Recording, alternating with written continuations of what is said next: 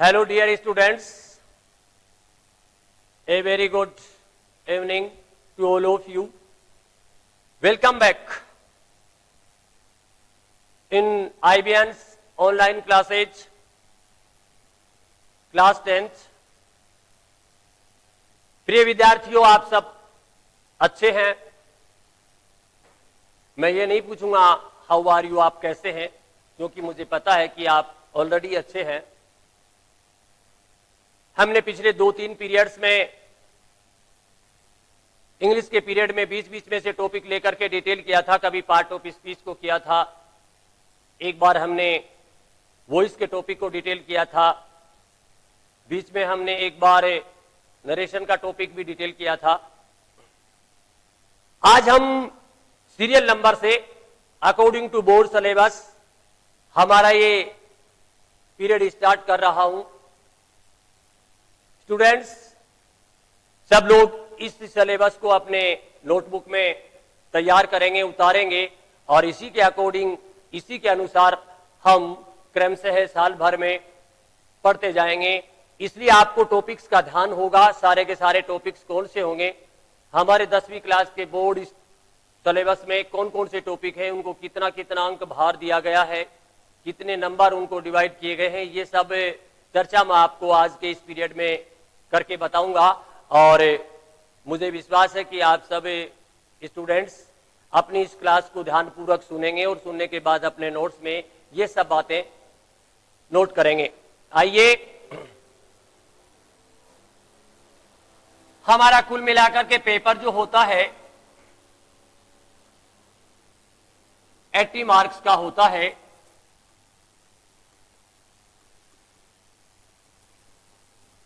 और बाल को इसमें से 20 नंबर्स जो होते हैं वो सेशनल मार्क्स के होते हैं। इस प्रकार हमारा टोटल पेपर विभाजित किया गया है। हमारे इंग्लिश में इन 80 नंबरों के पेपर में कौन कौन से टॉपिक को, कौन कौन से स्किल्स को कितने कितने नंबर दिए गए हैं, बहुत सुंदर तरीके से मैं आपको बोर्ड पे लिख के बोल के बता रहा हूं। इसको अपनी नोटबुक में यूं का यूं नोट करेंगे। स्किल्स होते हैं पेपर के डिवाइडेशन में। पहला स्किल हमारे सिलेबस में है रीडिंग स्किल्स। डियर स्टूडेंट्स, उसे 14 नंबर का भार दिया गया है। रीडिंग स्किल को 14 नंबर का अंक भार दिया गया है। मैं आपको बता दूं थोड़ा सा इसके शॉर्ट में, नीचे एक 7 नंबर का अनसीन पैसेज आया करता है फर्स्ट क्वेश्चन हमारे पेपर में, और दूसरा क्वेश्चन जो है वो भी 7 नंबर का अनसीन पैसेज ही आया करता है। अर्थात 7 + 7 यानी 14 नंबर के 2 अनसीन पैसेज आया करते हैं। हमारे बोर्ड के पेपर के फर्स्ट और सेकंड दोनों क्वेश्चन यही होते हैं 14 नंबर का, और इसी को कहते हैं रीडिंग स्किल्स। पढ़िए इसको, और पढ़ने के बाद अपनी नोटबुक में, अपनी आंसर बुक में इनके आंसर दीजिए। ये सब रहेगा फर्स्ट स्टेप। अनसीन पैसेज का पहला क्वेश्चन और दूसरा क्वेश्चन 7-7 नंबर के दोनों। आ जाइए सेकंड स्टेप में।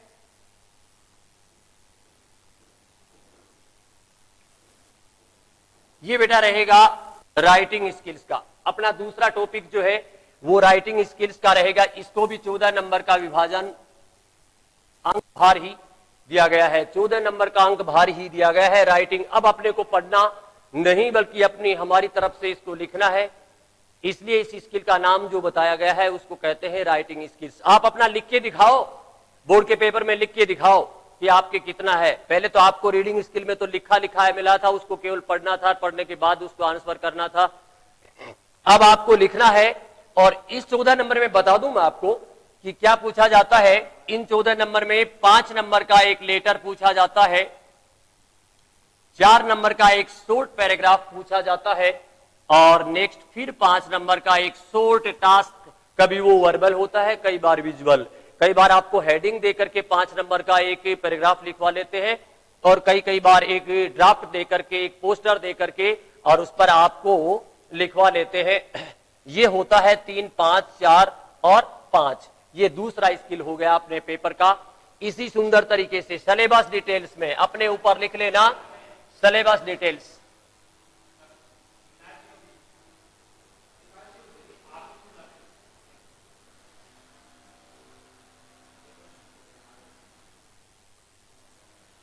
2 पॉइंट हो गए आपने कर लिया। तीसरे पॉइंट में आ जाइए, ग्रामर।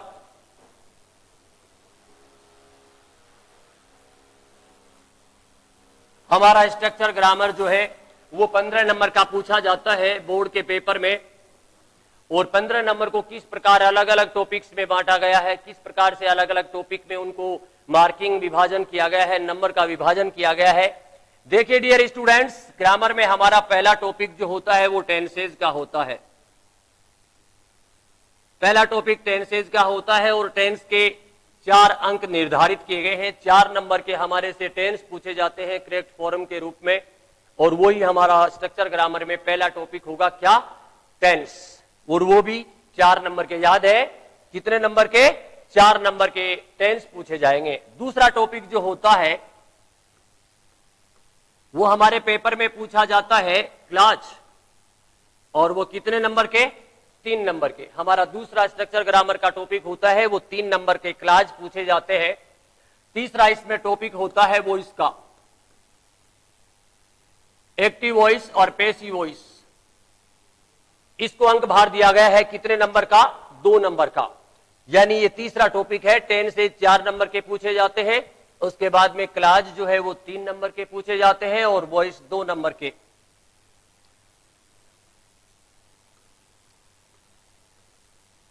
डायरेक्ट इनडायरेक्ट,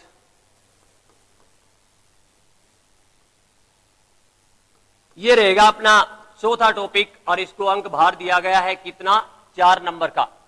और ये 4 नंबर का चौथा टॉपिक होगा tenses, clause, voice, direct indirect, 4। और अंतिम टॉपिक हमारी ग्रामर का जो पूछा जाता है बोर्ड में वो 2 नंबर के मॉडल्स पूछे जाते हैं। 2 नंबर के मॉडल देखिए, 4 3 7, 2 9, 4 13 और 15 हो गया हमारा ग्रामेटिकल स्ट्रक्चर का पूरा सिलेबस। आपको ये टॉपिक सीरियल नंबर से क्रमबद्ध तरीके से पढ़ाए जाएंगे। इसी क्रम से अपनी नोटबुक में आपको नोट करने हैं। इसी क्रम से सर आपको ऑनलाइन क्लासेज में, अदरवाइज जो है ना वो ऑफलाइन क्लासेज में हम इसी क्रम से पढ़ेंगे। इनके पहले भी हम ग्रामर के जो रीडिंग और राइटिंग के 2 स्किल पढ़ चुके हैं उनको भी इसी क्रम से, इसी सीरियल नंबर से पढ़ाया जाएगा। आ जाइए आगे। अब हमारे 3 भाग हो गए हैं, 14 नंबर का रीडिंग पार्ट, फिर 14 नंबर का राइटिंग पार्ट और 15 नंबर का स्ट्रक्चर ग्रामर। तीसरे भाग में आ जाइए, हमारी टेक्स्ट बुक से।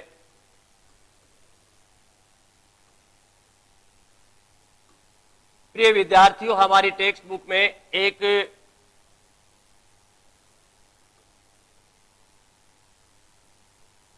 गोल्डन रेज नाम की बुक चलती है जो हमारी मेजर बुक कहलाती है। गोल्डन रेज हमारी फर्स्ट बुक है, और ये फर्स्ट बुक जो है वो हमारी 23 नंबरों की पूछी जाती है। 23 नंबर्स, 23 अंकों का अंक भार इसे दिया गया है हमारी गोल्डन रेज को। इसके भी थोड़ा सा डिवाइडेशन है अंदर बुक में। एक इसका पोएट्री पार्ट है, काव्य भाग को दिए गए हैं कितने नंबर, 10 नंबर। पोइट्री 10 नंबर की आती है, और 10 नंबर में भी 4 नंबर की अपनी एक स्टेंजा आती है और 6 नंबर के 2 क्वेश्चन आते हैं। इस प्रकार से हमारी पोइट्री है वो 10 नंबर की आती है, 10। और इसके बाद में हमारी जो है प्रोज भाग जो है वो 13 नंबर का। 13 नंबर का मतलब है प्रोज में से हमारी बुक के पोइट्री भाग को छोड़ करके 13 नंबर में से हमारे 3 + 3 6 नंबर के 2 सीन पैराग्राफ आते हैं छोटे छोटे, और 6 के बाद उनके बाद एक 3 नंबर का शॉर्ट आंसर क्वेश्चन, एक 2 नंबर का शॉर्ट आंसर क्वेश्चन और एक 2 नंबर का। 3 2 5 2 7 और 6 13। इस प्रकार से हमारी गोल्डन रेज का भाग खत्म हो गया है हमारे सिलेबस के मुताबिक। हमारी गोल्डन रेज 23 नंबर की पूछी जाएगी। लिखिए अपनी नोटबुक में, नोट करिए। और क्या पोइट्री हमारी जो है वो 10 नंबर की है, और प्रोज जो है वो हमारी 13 नंबर की है। और अब आ जाइए, हमारी दूसरी बुक जो चलती है उसको अपन कहते हैं रिसोल्यूशन।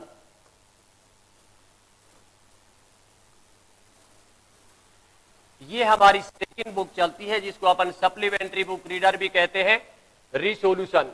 और रिसोल्यूशन हमारे से पूछी जाती है कितने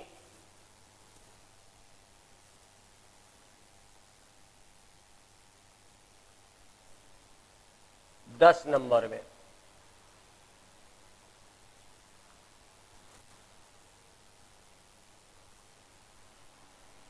और 10 नंबर में रिसोल्यूशन में से केवल और केवल अपने को क्वेश्चन ही पूछे जाते हैं। एक क्वेश्चन हमारा इसका 5 नंबर का होता है लॉन्ग आंसर क्वेश्चन, दूसरा क्वेश्चन जो होता है वो 3 नंबर का शॉर्ट आंसर, और एक शॉर्ट आंसर 2 नंबर का। ये हमारी रिसोल्यूशन बुक जो मैं आपको पढ़ाऊंगा, जो आप पढ़ोगे वो रिसोल्यूशन बुक होगी, वो कितने नंबर की? 10 नंबर की। आ जाइए आखिरी भाग में, और आखिरी भाग में हमारा पार्ट रहेगा सिलेबस का रोड सेफ्टी। और ये 4 अंक भार लिए हुए होता है, ये 4 नंबरों से पूछी जाती है रोड सेफ्टी। इसमें भी 3 4 5 टॉपिक की डियर स्टूडेंट्स बांटे हुए होते हैं। 3 4 टॉपिक्स में से क्या क्या बताऊं मैं आपको, थोड़ा सा इसके नीचे नोट कर लेना, अपने नोटबुक में ब्रैकेट लगा करके नीचे नोट कर लेना। इसमें सबसे पहले पूछा जाता है आपसे एक स्पीच राइटिंग। कई बार आपसे स्पीच लिखवा लिया जाता है 4 नंबर का, लास्ट टॉपिक है अपने बोर्ड के पेपर का, क्वेश्चन भी लास्ट ही होता है। रोड सेफ्टी में कई बार आपसे एक स्पीच लिखवा लिया जाता है, अदरवाइज स्पीच अगर नहीं लिखवाया जाता है तो आपको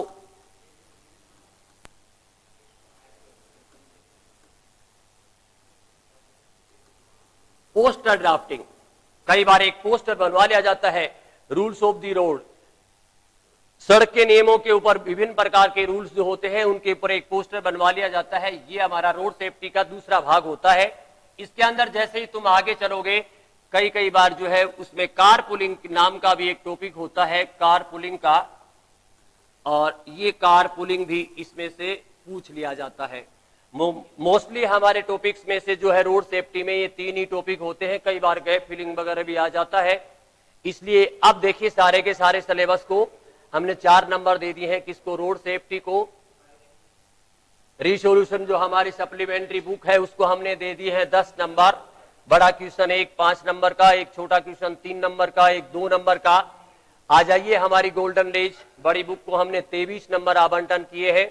पोइट्री उसकी काव्य भाग जो है उसको हम 10 नंबर देते हैं, 4 नंबर की एक स्टेंजा, 6 के क्वेश्चन।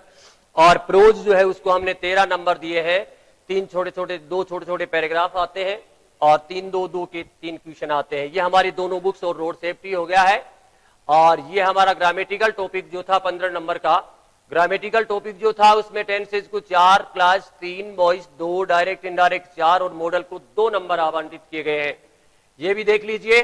चलते चलते रीडिंग स्किल में आ गए अपन वापिस। यहाँ रीडिंग को 14, राइटिंग को 14 नंबर और ग्रामर को 15। अब इसको शॉर्ट करके इस प्रकार से आप देख लीजिए और अपनी कॉपी में नोटबुक में उसको यूं नोट कर लीजिए जिस प्रकार से आपका सिलेबस मार्किंग कि कौन कौन से टॉपिक आपको किस किस नियम से पढ़ने हैं। अब हम शुरुआत करेंगे हमारे यहां से, जहां से हमने स्टार्ट किया था सिलेबस लिखना, ठीक इसी क्रम से आपको कॉपी में लिखवाया जाएगा और इसी क्रम से आपको पढ़ाया जाएगा। और यहां से रीडिंग पॉइंट से, रीडिंग स्किल से अपन स्टार्ट करते हैं हमारा इसी क्रम से लिखना। और रीडिंग स्किल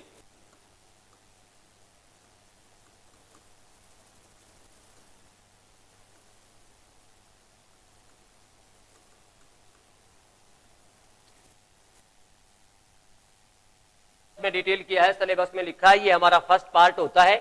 और जैसा मैंने अभी अभी आपको बताया था कि ये 7 नंबर का पहला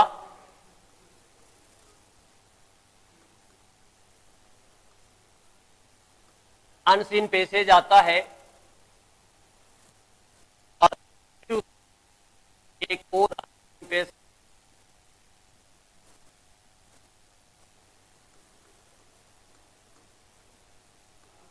ये कंटिन्यू दोनों ही टॉपिक पैसेज के होते हैं। अनसीन का प्रिय विद्यार्थियों, अनसीन पैसेज का मतलब होता है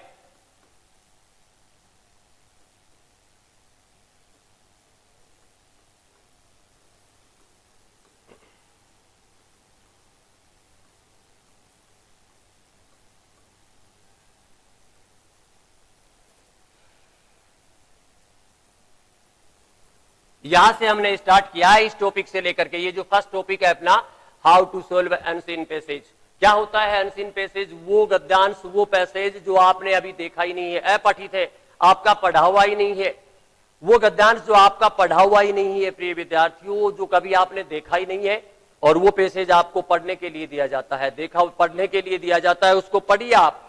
मैंने लिखा है how to solve unseen passage, कैसे हल करें, कैसे इस प्रकार के इसके नीचे जो क्वेश्चन दिए जाते हैं, अनसीन पैसेज होता है वो 7 नंबर का डिवाइडेशन किया गया है। 7 नंबर में से 5 नंबर के क्वेश्चन होते हैं, 5, और उसके नीचे 2 नंबर के मीनिंग्स, अपोजिट वगैरह, सिमिलर वगैरह, एनाटोम सिमिलर जो भी है वो पूछे जाते हैं वोकैबुलरी के रूप में। ये 7 नंबर। अब आपके सामने एक पैसेज होता है, एक पैराग्राफ होता है, उसके नीचे 5 क्वेश्चन और 2 वोकैबुलरी के क्वेश्चन होते हैं, मीनिंग्स वगैरह के, अपोजिट वगैरह के 2 वोकैबुलरी के क्वेश्चन होते हैं। उनको कैसे हल करें, हम किस प्रकार से उनको हल करें? Dear students, don't lose your confidence, विश्वास बनाए रखिए। बहुत आसानी से, बहुत इजी वे से आप इस पैसेज को पढ़ सकोगे। पढ़ ही नहीं बल्कि इसके प्रश्नों के उत्तर भी लिख सकोगे। इसके टिप्स होंगे, कुछ तरीके होंगे, इसके नियम्स होंगे, कुछ रूल्स होंगे, और उन रूल्स को हम फॉलो करेंगे, उनका पालन करेंगे हम, और उन रूल टू रूल अपन आगे बढ़ते जाएंगे। क्या करेंगे? सबसे पहले अपन, सर कहते हैं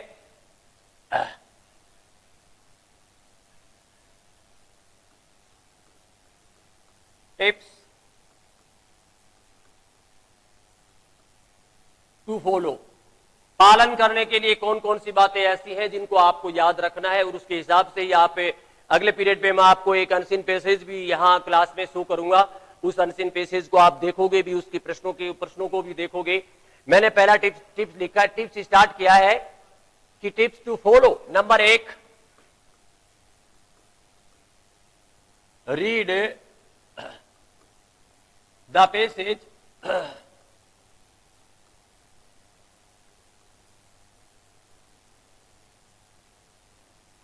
रीड द पैसेज केयरफुली, सावधानी से पैसेज को। ये पैसेज के ऊपर लिखा हुआ भी होता है, हमारा पैसेज जो आएगा उसके क्वेश्चन जो लिखा हुआ होगा, उस क्वेश्चन के ऊपर ये लिखा हुआ भी होगा, read the passage carefully and answer the questions, ये लिखा जाता है। पैसेज को ध्यान पूर्वक पढ़ना है और इसके नीचे दिए गए प्रश्नों के उत्तर है लिखने हैं। ध्यान पूर्वक पढ़ने का मतलब है, डियर स्टूडेंट्स, इस प्रकार का एक पैसेज आपके पास दे दिया जाता है और उस पैसेज को आपको पढ़ने के लिए कहा जाता है। डोंट लूज हार्ट, घबराइए मत, डरिए मत, अपने आत्मविश्वास को खोइए मत, पढ़ना ही तो है, पढ़ लीजिए। क्या आपके दिमाग में ये बात है कि इसको हिंदी में करना है पूरा? ऐसा कुछ नहीं है, इसको हिंदी नहीं करना है, इंग्लिश में ही तो पढ़ना है। इसका मतलब इंग्लिश ही समझनी है और उत्तर भी इंग्लिश में ही देना है, और आपका पैसेज भी तो इंग्लिश में ही है।